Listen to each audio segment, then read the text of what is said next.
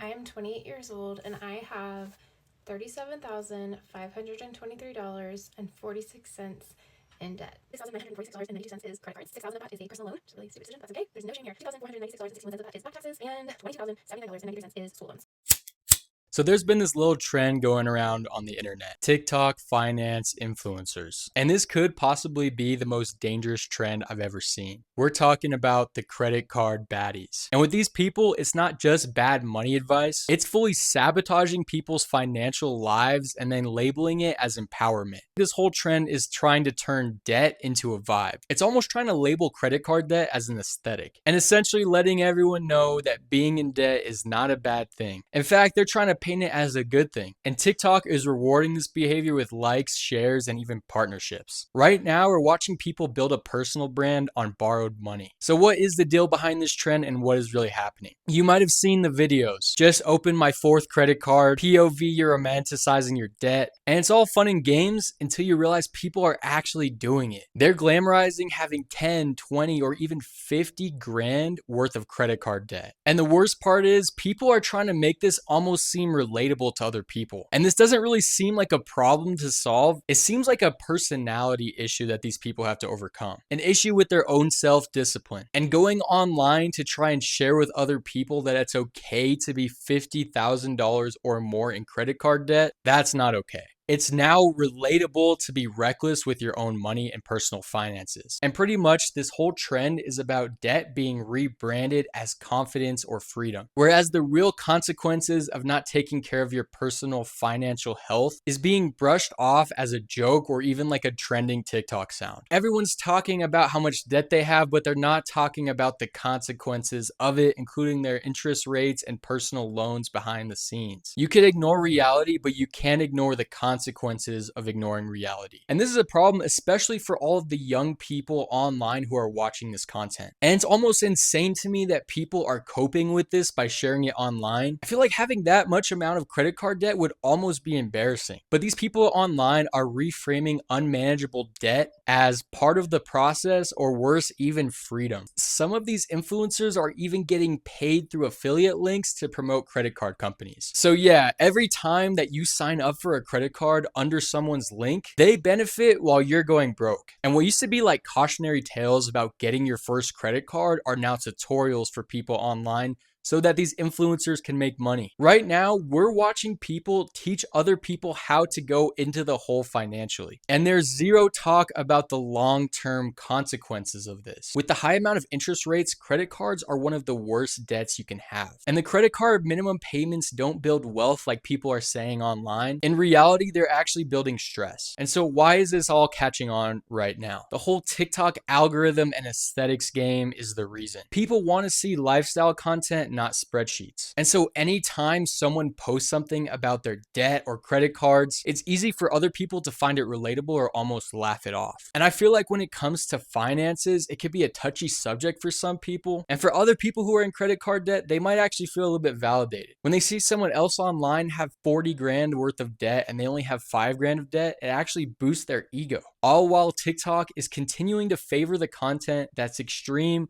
or funny or just unhinged in general. Whereas all of the responsible budgeting has gone out the window. But using credit cards as self-care, those are the videos that are going viral. No one wants to see someone use cash or a debit card and wait for something to go on sale. But using the apps like Klarna and the buy now, pay later, that's instant engagement and are getting people talking about it. TikTok as an app rewards chaos, and this is essentially the finance version of it. But let's be honest, whenever you see someone online flexing that new bag, or that luxury trip with the Airbnb, most of this isn't about actual luxury. It's about the illusion of luxury. All of these brunches and nights out and flights, in reality, they're all funded by the minimum payments and the high APR interest rates. Social media has made it where being in debt is the price of looking like you're not in debt. People are spending and living like they're making six figures when they're living off of the 4 or 5 figure salaries. The guys are swiping for those Rolexes to look cool online. The women are swiping the cars for that Saint Laurent bag, but nobody is really swiping for their future. This whole concept isn't about living rich. It's not about being financially responsible and investing and saving your money for the future. It's about looking rich and dealing with the wreckage later. And the craziest part is if you have a higher credit limit, it's almost being used as income. And with this trend online, I feel like people are just trying to validate themselves through other people. They feel good knowing that they don't have as much debt as the person that they're looking at on their phone screen. But I guarantee you when that statement comes in, the cycle will continue. More stress, which leads to more people swiping the cards, which leads on to the FOMO trap. People aren't chasing trying to be wealthy, building businesses, investing, and being financially responsible. They're chasing the appearance of being wealthy. It's not about their actual bank balance. It's more so about keeping up with the aesthetic and the image that they look wealthy. And that is a hard pressure to maintain, especially over the long run.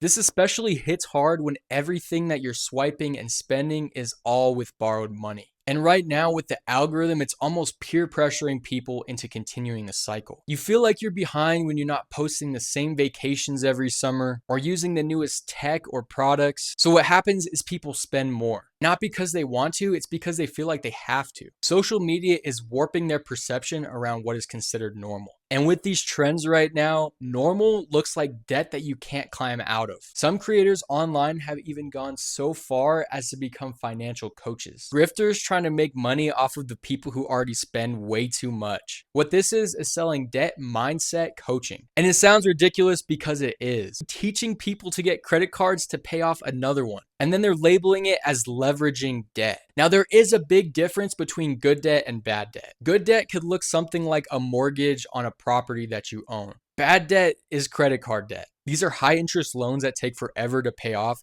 and have no benefit to your net worth. And with these people trying to sell this idea of using debt to pay off other debt, it's not empowerment, it's more like a Ponzi scheme. They use all of these mindset shifting buzzwords like abundance, cash flow, or good debt.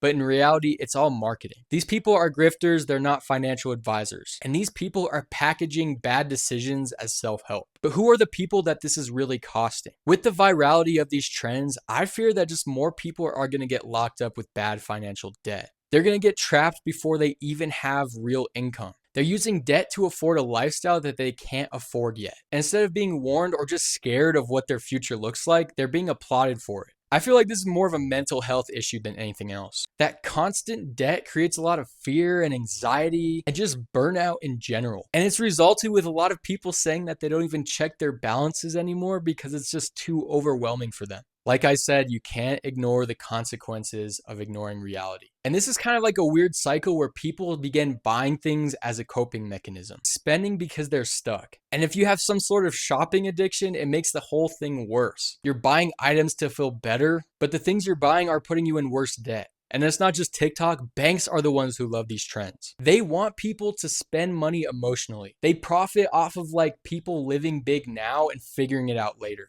The reason why these credit card companies and banks make so much profit off of these people is because they sell that idea. Live the lifestyle by spending and then trap the buyer later. And young people especially are the target audience. And with TikTok, spending money is highly encouraged. Think about just the haul culture in general. Buying products is a huge part of TikTok as a whole. And TikTok Shop has also been a thing for a while, where it's like the app tries to push products onto people while they're on it. And with the whole haul culture, people are spending money they don't have still. I'm talking about posting $500 plus Amazon hauls when they only have $42 in their checking account. And no one is asking themselves the intention behind these purchases. It's not about the stuff itself, it's about the show. It's about showing people you look like you have money. This whole thing is pretty much like an auditorium for attention. The more money you spend, the more people will watch your videos. The problem is that none of this builds wealth and none of it solves any problems. It might make you feel good in the moment. It might make you happier for an hour or two, but really it's just dopamine with bad debt attached to it. And the comments of these videos are keeping people stuck in that echo chamber by saying you deserve it. In reality, you don't deserve debt, you deserve peace. And not all debt is necessarily bad, but it's never fun knowing that you owe someone else money. For example, student loans and the value of illusion. Everyone talks about going to college and getting student loans as just another type of bill. For a lot of people who go to college and take out $100K, $200K worth of student loans, after they graduate, they're spending years paying that off, and now they feel guilty for buying eggs. Whenever we graduate, we're expected to build wealth from zero, when in reality, a lot of us are being held back by $800 a month plus payments. And typically, not all student loans are crazy high in interest rates, but at the same time, a lot of people in college aren't really taught the basics about budgeting unless it's from their parents, or if they took like finance or accounting. Having student loan debt is still debt. And it especially can be a financial burden for the people who didn't really take college too seriously. You know, they could be juggling credit card debt, tuition debt, and then just that pressure on top of everything else to look like you live a luxurious lifestyle. And the bigger issue behind all of these things is really just overconsumption and spending more money than you actually have. It's like swipe now and then deal with the consequences later. People are literally building their personal brand off of being in debt. But to me, the real flex is financial peace. It's not pretending like you have it all together. It's being able to save up and buy things that you really want, but not go overboard. But no one is filming that and posting it onto their TikToks. It's not really what gets the most amount of views, likes, and comments. Think about it. No one is on Instagram posting their spreadsheets. They're posting that nice steak dinner, or them by the pools, or them with the nice Airbnb. And this isn't generational wealth. So what can we actually do about this? It's normalizing the concept of the millionaire next door. This idea is essentially that boring money wins. You don't have to prove anything to anyone by showing off how much money you have. This is putting in that work to pay off those cards, save cash, and just say no to irresponsible financial decisions. We have to stop glamorizing these videos and pretending like lifestyle debt is cute. I seriously can't believe that people are coping this hard and pretending that being broke is being brave. But let me know what you think. Do you feel like TikTok is genuinely making debt look cool? Or do you feel like it's just another way people are coping? Either way, if you like this kind of content, feel free to check out some of the other videos on my channel similar to this one, and I'll see you in the next one. Peace.